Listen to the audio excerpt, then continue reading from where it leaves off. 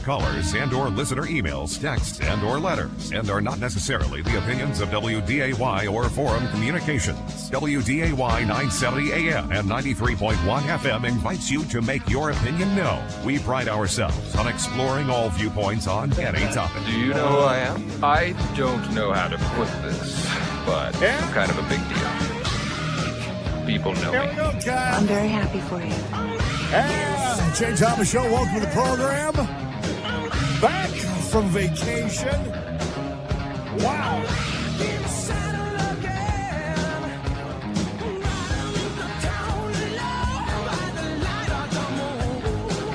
Well, I hope you all had a good Christmas, New Year's. Vikings win. Snowstorm. Shovel out.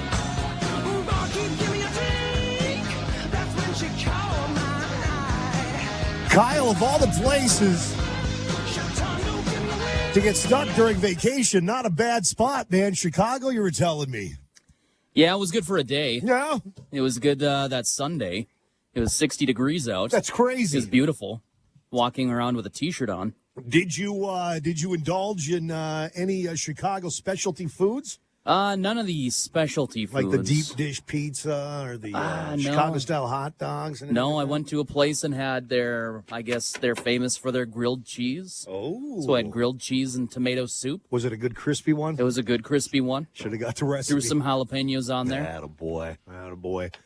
All right, man. Well, good to be back. God, I think it's the longest vacation I've ever taken. 16 days gone. Yeah, that's a long one. Whoo, buddy. I was back on Friday, so. All right. Well, I got the vacation, just you got it padded off now, and so. Well, give me like 4 or 5 days. You get to do that this week. Yeah, take me about a week to get the dust off.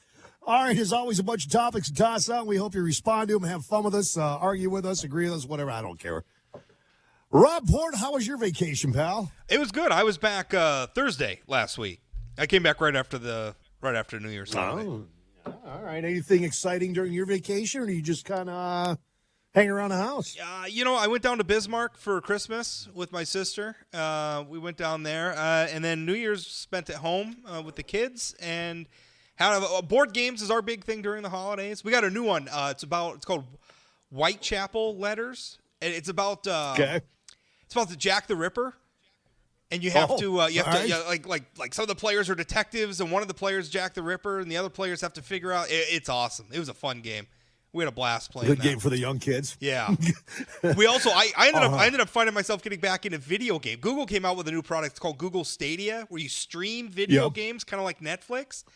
And I got that for my daughter, my 11-year-old, because she's soon to be 12-year-old, because she's really into video games, and I found myself getting sucked in too. I'm playing video games again, like I'm a teenager. So it was fun. It was a good holiday. Dude, Mama for Christmas for me got me, the Pac-Man. They have it now where the screen size is the same size as the arcade games. Really? And it's a version of the full size arcade game, but because of technology, it doesn't need to be that big. Oh, is it the one? Is it the one in the smaller cabinet? Yes, and it has Pac-Man, Galaga, and Galaxian on it. Oh man, I'm seen addicted, those. man. I wanted to get those. It was still, even with the cabinet, it was a lot of space, and I didn't know how much my kids would like just those old fashioned games. But those are cool. I saw they even have Street Fighter and all those. Those are fun. Yeah, you can get some of them with like up to 600 games on them. This one just has those three on it. It's company's called, I think it's called Arcade One Up or something. But it's the cabinet and everything. It sits. They're called a countertop arcade. Yeah, that's what it is. It sits on a counter. It's about probably 4 feet tall, 2 feet wide. You could get a little booster so you could stand in front of it. Like you can get a little booster to move it up, but. I have this. No, they sell those separately. Like yours, you could buy one that is a Pac-Man booster that they make for that machine. So then it doesn't have to be a countertop. Oh yes, you can make it a full stand-up an old school arcade game. Where it's a base or whatever. Yep. Yeah, mine comes with, you can hang it on the wall, you can hang it off the door, you can put it on and I'm lucky I have an old radio from the 1930s next to the bar downstairs, and it fits perfect on top of that radio, and that puts it right at the perfect height for either sitting on a stool standing up. So yeah, I'm kind of getting in now. I Into the used old, to old school games. I man. used to have, it was like a 1983 Mrs. Pac-Man, but one of the cocktail table ones.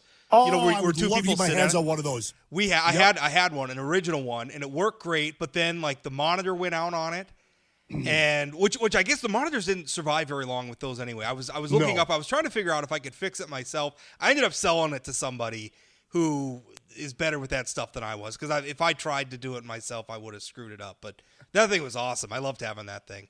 Yeah, I would love to have one of those sit down with Space Invaders on it. I would love to get my hands We on had those things. Mrs. Pac-Man. It was awesome.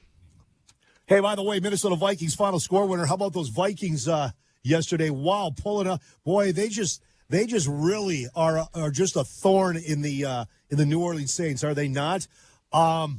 It's karma. It is karma, baby. Karma's still coming back after those Bounty Gate. Another Minneapolis miracle, this time down in the Big Easy. Our winner, by the way, Minnesota Vikings final score, I believe you pronounce it LaDonna. LaDonna A. She was off by 2, called it 24-20 Vikings. So LaDonna, you got 9 minutes to call us at 293-9000 to collect you $50 to the fabulous Pub West. All right, Mr. Port, we haven't talked in a couple weeks. I'll tell you what, you dug up something here that I think all North Dakotans need to know about. If they haven't read the story in its entirety, you'll find it at sayanythingblog.com or inform.com.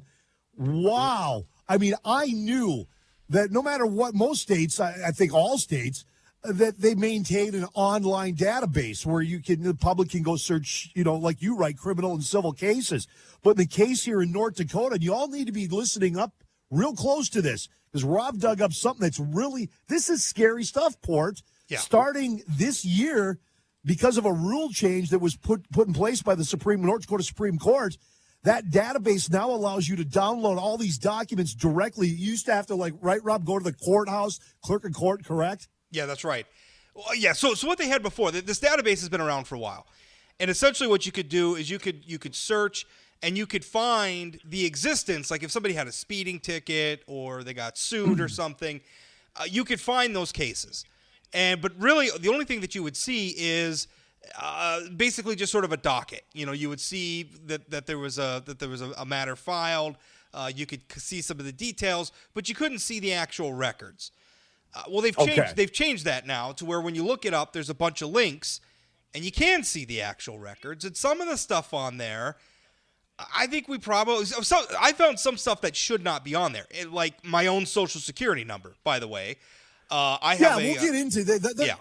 We'll get into that in a second. Let's go through this rule change and then talk about. I mean, you did some digging, and you're like, you got to be kidding. You actually had to make a call, correct, about your Social Security number? I did. I had to call. I have unfortunately, several years ago, I got caught for DUI. Not a big secret. We've talked about it before. Yeah, no, it's that. It was one of the stupidest things I've ever done in my life. I took my lumps for it, but my record is there, and my home address, my home phone number, the vehicle, my driver's license number, my Social Security number, everything was right out there in the open for anybody to see. Okay, let me stop you right there. Let me ask you this question, because I've never done this, and I know you have because of what you do.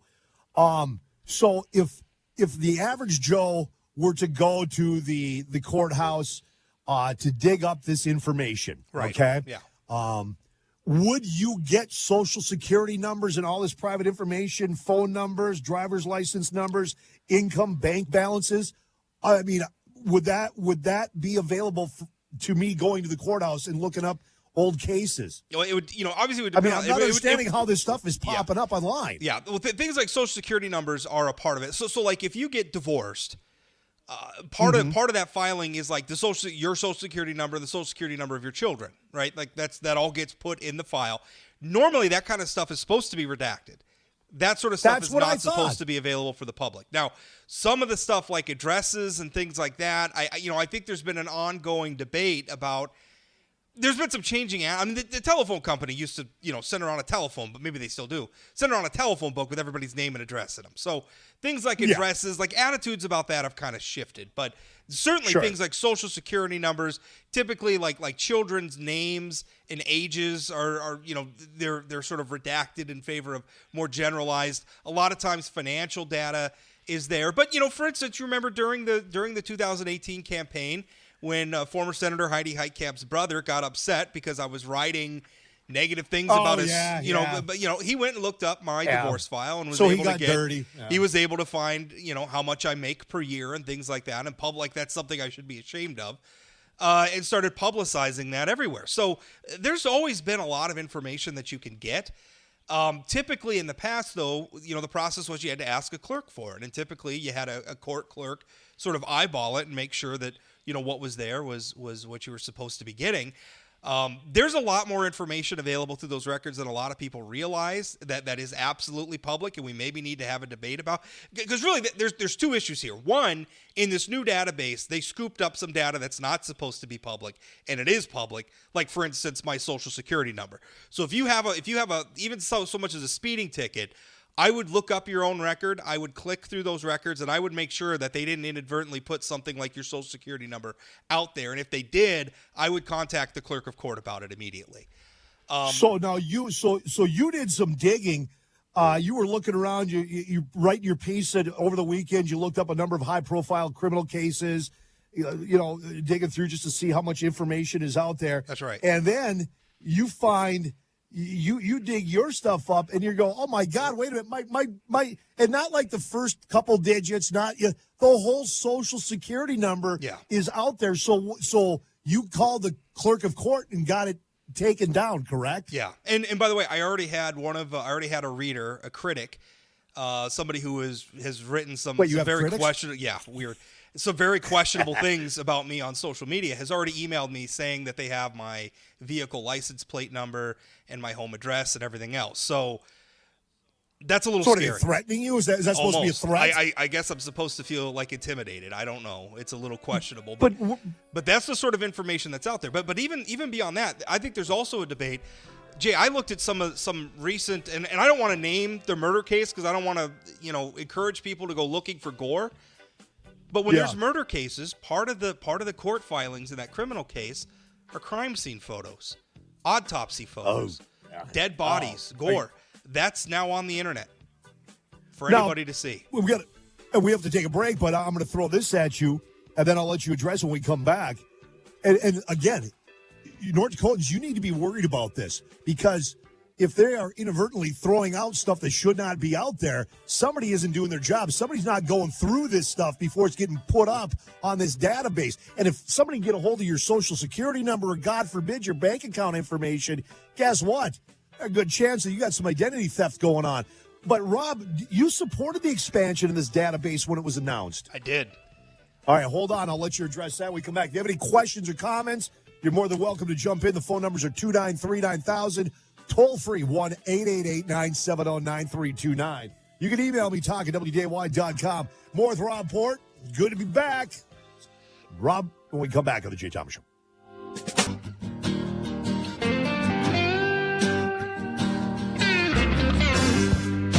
Yeah, okay, we will. Thanks, Kyle. Baby. It goes away. They should change this to "You Done Me Wrong," state of North Dakota. This is, Kyle, this is not good. You and I were talking earlier today. It's like, whoa, wait a minute here. And we're getting people are calling Kyle and wanting us to, again, Rob, before I let you address, because, again, you were supporting the expansion of this database, what was announced. Let's walk people through, because everybody listening, you really should be going to this website, the state of North Dakota site, and checking your information. I mean, who knows, Rob, how long your social security number was put out there by the state of North Dakota courts, which it should not have been. That should have been redacted. Also, bank information should not be out there. Right. In this day and age, man, I mean, this is just ripe for people getting screwed over and having their identity stolen. Yeah. And I'm telling you, Rob, let's say, somebody got a hold of your social security number and stole your identity and started racking up stuff. Can a person turn around and sue the courts of the state of North Dakota for this? I don't know. That's probably a question for an attorney. Let's be absolutely clear about what's going on here, because first of all, the website, if people want to go, if people want to go and check for themselves, it's publicsearch.ndcourts.gov. Publicsearch.ndcourts.gov. Courts.gov. Okay. Publicsearch.ndcourts.gov. Yes. Okay. So you're going to go there and you can search for criminal or traffic. You can search for civil. And you can also, typically they have it broken down in the judicial districts. There's also a statewide search. In my experience, I wouldn't just rely on the statewide search. I would do a statewide search and then also search your local jurisdiction to find your records. And I would look at your own records, and just because I looked at mine and my social security number was hanging out there. So I don't know. Wow. I don't know if I went and I searched, just for some other records for some other people that I know that are out there, and I didn't find really anybody else having that same problem. So I don't know if that was just like a one-off thing with me, quite a coincidence. But yeah, I have a feeling that if it happened to me, it probably has happened to other people. So I would go and check. Yeah. The other thing, and there's two issues with this, because a lot of this information that we're talking about has always been a public record. It just wasn't on the internet. It was just you had to go down to the court and you had to request the file and you had to page through the file and find it for yourself. Now it's all digital, and now it's all searchable, and now it's online, accessible by anybody on the internet, whether it's a member of the media or just somebody on Facebook who doesn't like you. Yeah, a troll. So I mean, it's a little bit of everything. So I think there's two debates here. One, the state of North Dakota needs to make absolutely certain that they're not exposing things like Social Security numbers, because clearly they've already got a problem with that. It would be nice to know what steps they're taking to ensure that they're fixing that problem, because they have some information out there that 100% is not public record and should not be out there. Yeah. They should actually, what they ought to do is shut this down until they know that they've got that fixed. And it's being done right. I hope that's what they're going to do. The second part of this is we probably need to have a debate about what should and should not be public going forward, now that we live in a digital age where all this stuff is going to be so accessible. Because there are some things like, if you are the friends or family of a murder victim, do you want pictures of your deceased loved one's dead body all over the internet? Because that's the way it is right now. And and by the way, one of the recent homicide cases that I looked up involved a child who survived the case. And again, I'm not mentioning the case because I don't want to. I'm trying not to encourage ghouls to go and look this stuff up necessarily. But it's not. I'm not just one to put it out there. So that's why I'm not using the name. But there are pictures of the living child who survived that are now on there. And it's a minor child, right? Yeah, it's a baby. So somebody could go to that, take a look at the case, look at the nasty photos, the child that was involved, and I mean, also republish the photos elsewhere. I was just going to say, nothing stopping them from downloading them and putting them up on whatever freak show website they want to. There are scumbags out there that love doing this stuff, and they're going through this going, oh, look at this. Well, I'm going to throw this out there and let the public see this, or I'm going to get this person back. Yeah, this is now. When you would go to the clerk of court to get information, because you're right, a lot of this stuff has always been public. It's just not online. Right. So you'd go to the clerk of court, to court clerk, whatever. You would go there, and let's say you were looking up a case, Rob. This stuff a lot of this information would be redacted, correct? Social security number. Right. If minor kids were involved, the minor kids would be redacted. It would be. I mean, the court would have it. Like the court. Like if you're the judge, you could see it, or like the social people who have authorized. But like just a random member of the public. Like I couldn't go and like if you had a divorce case or something, Jay, I couldn't just go and look up and see your guys' information. But there is other information on there. Like I think part of the debate about what should and should not be public anymore. If you get a divorce, does everybody in the public really need to know what your parenting plan is with your kids? No, they don't. Do they really? So that's up there. So if you're fighting a case, you're going through divorce and you're fighting custody, and a lot of times, Rob, you have to have a parenting plan. The judge wants to see that, whatever. So that information is up on the database as well? Yeah. Wow. How much you pay in child support? how much you get paid annually, because that's part of the child support calculation. That's why my numbers were out publicly. And listen, I found myself twice. You found yourself twice? But none of my information's out there, just my name. Okay, all right. So nothing. You haven't more PO'd than, anybody yet. No, I guess not. So one was an outdated tabs from like 3 years ago. Okay. And then one was a small claims court thing with the former apartment building. How quick was it to get your information, Kyle? Real 2 easy. seconds. This is real easy Punched to use. in the website, my name, search by state, go down the list of things that you can search. I went through everything in less than a minute. Okay. All right. That site again is publicsearch.ndcourts.gov. So, Rob, how did you stumble across this? Well, I've been using this website for a long time.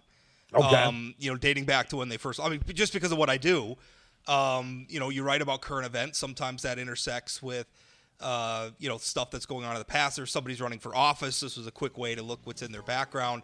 So I've been using it for a long time. I knew that they were updating it. Like I knew that the courts were having a debate about putting these additional records online, and I supported it because generally I'm a transparency person.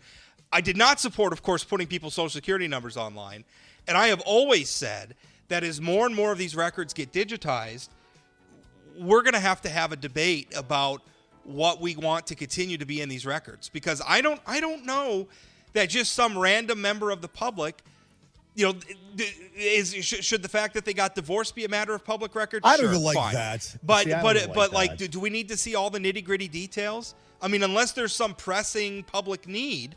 And we could set up a process through which, like if somebody becomes a public figure and now they're president of the United States, and now maybe there's a public interest in their business dealings or their past, now there's suddenly a compelling, interest because this person's now a public servant. Well, then we can have a process in place where you could go to the court. You could say, well, this person's a public figure now, so we want access.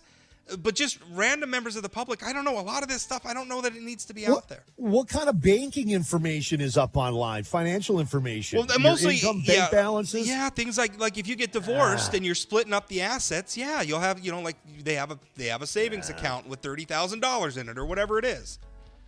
All right, listen, can you hang on or you got to roll? I can hang on. Okay, hang on. Let me do some news and weather. Hey, the scary, the real scary thing here, Rob, on this is just the fact that Social Security numbers possibly could be out there. Yours was. And again, if somebody gets their hands on that, they can wreak havoc in your life. Yeah. Absolute havoc. And even if they just have it, think of how many sites are like, verify your login with the last 4 digits of your Social Security number. So even if they redact the first 5 and they're only putting the last 4 up there, boy, you're really not doing me any favors with that either. Yeah, you shouldn't have any of those numbers up there. I thank God, knock on wood, I have never been the victim of identity theft. I don't think I know anybody that has. I can't imagine having to deal with that. Anybody out there listening, if you've had to deal with identity theft or you know somebody that has, I'd love to, Rob and I, we'd love to hear this story because this is scary. Rob, thank God you went and checked your information. Thank God they took your Social Security number down before that troll who basically told you he or she has all your information got their hands on your Social Security number. Yeah, it was because it was about 24 hours before that person. Maybe that person did. I don't know, but it was about 24 hours before they emailed me. And I mean, listen, I'm a little bit of a public figure, and because of what I do for a living, I'm kind of polarizing. And I mean, some of that stuff, it's just out there now. I probably wasn't that hard to track down. I'm not exactly hiding, but, I don't know. I feel like it may be time, if we're going to put this stuff online in such an easily accessible manner, maybe it's time to have a debate about what's going to be there and what's not. All right, that's 232-293-9000 or toll free 1-888-970-9329. You want to weigh in on this? Your thoughts on this? Is state putting too much stuff up online in this digital age when it comes to information regarding civil or criminal cases? And if you or somebody you know has ever been a victim of identity theft, I'd love to hear that story. I can't imagine again, Rob, going through that. More with Rob Port when we come back. Of course, Rob, the founder of SayAnythingBlog.com. Also columnist for Forum Communications and a commentator, and, of course, the world-famous Plain Talk podcast. And you can follow Rob on Twitter as well. All right. Hang on, callers. We'll get to you more Rob before we come back. Good to be back. Jay Thomas Show, 970 WDAY. Calls lined up here, Rob. Nice. Been caught stealing. Al and Fargo, you'll be first here, buddy.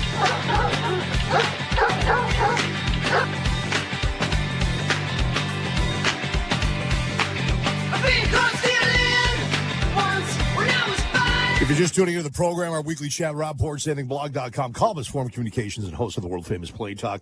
And Rob did some digging and found out, well, as of the new year, the database, when you go online to look up civil and criminal court information, there's a lot more stuff now, and this is because of a North Dakota Supreme Court ruling or decision, and to the point where Rob actually found his full Social Security number up there with the information, and we're suggesting highly that everybody listening go check and make sure your bank information, your Social Security number is not up on his site for some troll or some whack job to get a hold of and wreak havoc in your life. Publicsearch.ndcourts.gov. I'll grab some calls here, Rob. Alan Fargo, you're up on a Jay Thomas show. Hey, Jay. Yeah, first of all, that was a great article, Rob, and I think people should really pay attention when Rob Port says we need to restrict open records. I think that's kind of a bit of a wake-up call. Yeah. But I don't know why this expanded records, I don't even know why these are still up today, being Monday afternoon. I don't know why they haven't done something about this yet, because there's a couple open homicide cases that haven't even gone to trial yet. Really? The photographs are on ND Courts, and Yeah. you want to talk about tainting a jury pool. Whoa! And if you go through, you can just search the forum and search high profile cases that have happened in the last few years. Run the defendant's name. If it went to trial, it's on there. And I mean, you want to talk? You see victims' bruised lips, and there's also cases where co-conspirators haven't even been identified and arrested yet, but when they get questioned by the cops, they're going to know everything already because it's all court records, right? Yeah. There's confidential informants that got exposed on this. What? Are you serious? I don't know why the governor hasn't called his IT people already today and said, kill this thing until we can get it figured out. Well, I'm glad the caller brought this up. I had debated bringing up some of these things about confidential because I'm trying to call attention to the fact that this stuff is out there without encouraging bad actors to go there and do bad things. No, and you're absolutely right, Rob. But it's out there. I mean, all of this stuff is out there, Jay. This is a can of worms. Whoa, they need to shut this down now. I mean, now, especially Al, you're saying there are current open court cases that all the information's up there. Look up some of the murders that have happened in Fargo. Use the forum, find out which ones have happened. Look up the defendant's name on ND Courts. Holy cow, Al! You can taint the jury pool. Al, how are you going to get a good jury? Al, thanks for the heads up on that whole. Rob, has anybody? Hang on, callers. We'll get to you. I got Charlie. I got Jim. I got a couple open lines. Rob, has anybody from the state contacted you about this? No. Nobody. No. Oh, Charlie's up next. Charlie, you're up on a Jay Thomas show. So my wife has some identity theft. I'll get into that. But as far as the documents, yes, they should be available, but there has to be a second step. Because if you can easily just scan through and grab all that stuff and download it and OCR it into your own database and get as much information as quickly as possible, that's a problem. That's a huge problem. Yeah, I mean, if you have to request it and talk to a human or even put in a digital request to get it, yes, it should still be out there, but it should be a little bit more trouble than just going to a search and grab it. And somebody should be making sure that this stuff is redacted, Social Security numbers, if there's that stuff should never be online. Yeah. I agree. And if the criminal informants or anything that's still open should never be online. No, that should not be. I mean, that's just stupidity that it's out there. Good But Lord. I'm saying the other stuff, I mean, even divorces and stuff, yes. I mean, everyone should know that if you're in your 50s or 40s or on your second marriage, you want to marry someone, you want to find out their history, if they're lying. I mean, there's a lot of stuff out there that you do need to see some stuff, but do you need to see all the details? No, not without going another extra step. And I'm not even like the extra step. I mean, I part of me feels like, I mean, if I have a parenting plan for my kids, which I do, and I guess if you want to read about it, you know where to go where you can read all about my parenting time with my kids. I just don't really know why that needs to be public record. Again, and that is it should be something that someone with a level head needs to go through and look at and say these things should not be available ever unless Well, there's I just think cause. in the upcoming 2021 legislative session, I think we need to have a debate about what from civil files needs to be there. Listen, some of the civil files need to Correct. be there. If you're going to get into business with somebody, it should be a public record that they've maybe been sued Sure. 5 times before, right? Sure. I mean, yeah, that's public Yep. record. That's part of public transparency. I think that's a good thing. But do we need to know all the nitty-gritty details and all these things? You know, No. I'm not No. sure where to draw the line yet. And like the previous caller said, I love open records. They are part and parcel to how I mean, I've worked just about my entire professional life, starting with it as a private investigator. When I was 18 years old, part of my job used to be we worked for some national background check companies, and we would get an order saying, "Hey, we need you to go down to the local county courthouse and search for records under these names." And I mean, that's what I did for a living. So I've worked with these records my whole life. I don't say. It's taken a lot for me to get to a point to say, hey, boy, we really need to think about some of this. Yeah, for you to say, yeah. Here's the other question to ask. This database that's sitting online in the open right now, is it indexable by Google? Because if Google gets its hand on it, we may not have it. We may not be able to get it down. Okay, now let me ask you. Hold on, Rob. Let me ask you this. I don't know if you can answer this or not, but the previous caller, Al. When he brought up, hey, Governor Burgum and his IT people need to shut this thing down right now until they get this stuff figured out. Does the governor have the power to do that? Because the North Dakota Supreme Court was the one that okayed this. Who can shut this down? It would have to be the Supreme Court. It would have because this was a rule change made by the state Supreme Court, because the Supreme Court, in addition to obviously acting like a court presiding over civil and criminal cases, they also administer the court system. The chief justices also have that, where they, like the rules for filing and civil procedure and all that kind of stuff. They do that in accordance with the laws written by the legislature. So the state, if somebody was going to pull this down and put this back in the box until we figure some of this out, it has to be the state Supreme Court. And I think they need to do it, first of all, again, to make sure we don't have social security numbers and things like that out there. And the second step, I think maybe we need to ask the legislature to weigh in on this and debate this and say, hey, these are the new standards for what's going to be public and what's not in this digital age. I want to go back to something else. Jim and Fergus, hang on, you're coming up, buddy. I want to go back to something else real quick, Rob. So is it true? I'm not calling out a lie. I just want to make sure before we go off on this. And you say you knew this as well. You just didn't want to publish it because you didn't want to know how far to take this. So it's true that if there are current open court cases going on, whether it be murder, whatever, that information's all out there? Yes. Wow. Holy cow. Charlie, real quick, you said you got identity theft. You got to go quick, so I want to get Jim on here. My wife had gotten her identity stolen, credit card stolen with somehow Social Security off of one of the websites that got hacked. We got her bank account drained by $800. Someone in Detroit made a fake ID with her name and our address and got a Western Union transfer. So luckily, Bell, gave us our money back after they realized it was fraud. And then, like a year later, we got a thing from Verizon saying, "Here's your new, your new service, and here's your, you should have your phone already set up." 30 days later, we finally get this. Someone opened up an account with Verizon, got a $1,200 phone in her name because they had her Social Security number and a fake ID. The state. And I mean, again, Verizon shut it down, didn't charge us or anything, but it's still a pain in the butt to deal with this. Shut it all down. You don't know, is it going to happen again? How many other things were done in your name or whoever? Exactly. It's a pain. Charlie, appreciate the phone call. Jim, you're up in Fergus Falls, Jay Thomas Show. Hey, welcome back, Jay. Hey, thanks, Jim. Good to be back, man. Hey, just kudos to Rob for pointing this out, too. I had my identity stolen back shortly after 9/11 happened, and it was a flipping nightmare. It took literally years to get my name cleared. It started, I got a call on the way home from my wife saying, why did I order a Dell computer? Because Dell had called and wanted to verify the shipment, and I didn't order a Dell, so we shut that down, and it just started piling on. This guy had opened up 3 or 4 credit cards, maxed them out. He tried to buy a car. Oh. He was ordering computers from different companies all over the country. And I reported it to police, and they wouldn't do a lot back then because of the terrorism. It was taking up everybody's time. Sure. So I actually took a couple days off of work and did a bunch of kind of my own investigating calls and stuff, and I found out this guy was from the Bronx. I found out where he worked, but I couldn't get his name.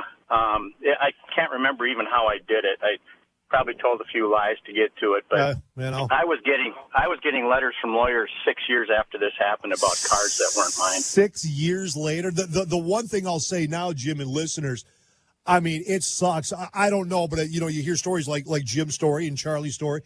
It sucks getting your identity stolen, but at least now it seems like, maybe I'm wrong, but it seems like it's a lot easier to make yourself whole now. Banks and businesses will work with you.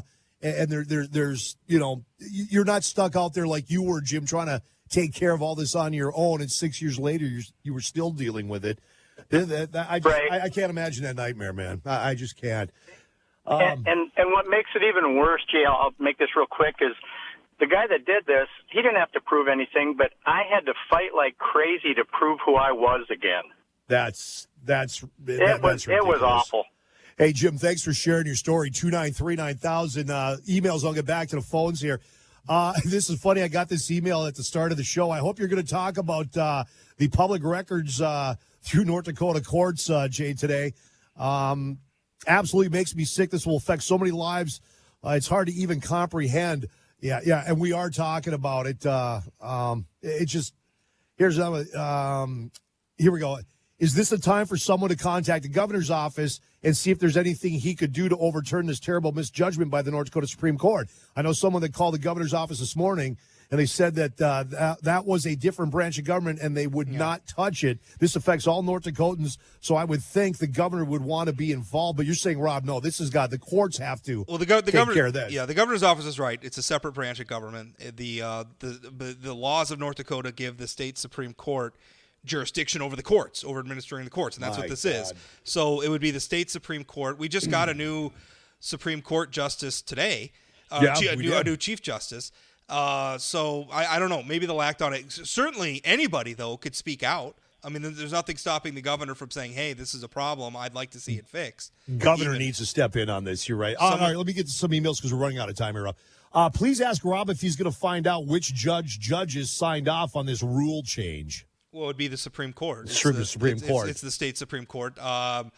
There's a docket out there. I don't know if they held a vote. I think it was unanimous. I mean, I think when this went through, it approved it. And by the way, I mean, I supported this too. I wanted this. You did. I wanted this to happen, and I knew that we were going to have a debate. I guess what kind of blindsided me was just how much. I mean, I thought that they would exercise some discretion in, hey, maybe if a case isn't before trial, we don't need like the dead body. Maybe we don't need the dead body pictures out there at all. Maybe. Also, I didn't think that they were going to put my social security number out there. So, Well, that's the thing. I mean, they need to check what they're putting out there online. And you're right. There was a caller brought up this thing. If you can start going through Google to get this stuff, my God. Yeah. We don't know if it's at that yet, but if that happens, holy cow. I was a little scared to even write the story because what do I do? When I write the story, Jay, what does that encourage people to do with my records? Encourage people to go out there and start looking stuff up. Start looking and I'm stuff quite up sure, about all... I'm quite sure tomorrow, Rob, I'll get emails and voice messages. Jay, and you and Rob are part of the problem because you brought this up, and now, people know about it. Well, people need to know about it. It's something you can't hide. I'm glad you did bring it up. Larry, Fargo, Jay Thomas Show. Hey, Jay, just quickly here. I appreciate Rob and you bringing this up. I wasn't aware of it. By the way, the quickest clue to finding out if somebody's got your credit card is that little notice that you get on your phone. If you set it to have like 10, I got it set for $10 or more. Okay. One afternoon, I'm taking a nap, and I get a beep on the phone. It said, "Did you just charge $5,000 in Australia?" Whoa! Yeah, so I went to the website of Capital One and I checked my thing, and sure enough, plus there was another $5,000 in London. Oh my God! All right, but they made you whole, right? I saw it right away, and we jumped on it, and but it took them a couple of weeks to get me kind of straightened out to make damn sure they knew that this thing was fraud. I go through, I bank with First International Bank and Trust, and I have no credit cards. I haven't had a credit card in years, and I'm proud of that. I have my debit card, and when I use that, every once in a while, I'll get an alert from them because they're like, whoa, wait a minute, okay, this doesn't fit what, this doesn't fit your typical habits. Exactly. And then I'll get a call or Norris call us here. Larry, I got to run. Appreciate it. Rob, real quick, a bunch of emails from folks. That website, it's publicsearch.ndcourts.gov. That's correct. Let's see. Questions about Supreme Court opinions or filings with the North Dakota Supreme Court can be directed to the clerk's office. And that's what you did, Rob, to clear yours up, right? Yeah, so if you see something on there that you don't think should be on there, contact the clerk's office for the local court. So if it's Cass County, you need to contact the Cass County Clerk of Court's office. Rob, hey, thanks for doing the story and waking North Dakotans up, and hopefully somebody can step in and stop this. Rob, appreciate it, buddy. Thanks, Jay. You got it. Coming up at 3 o'clock, we'll switch gears.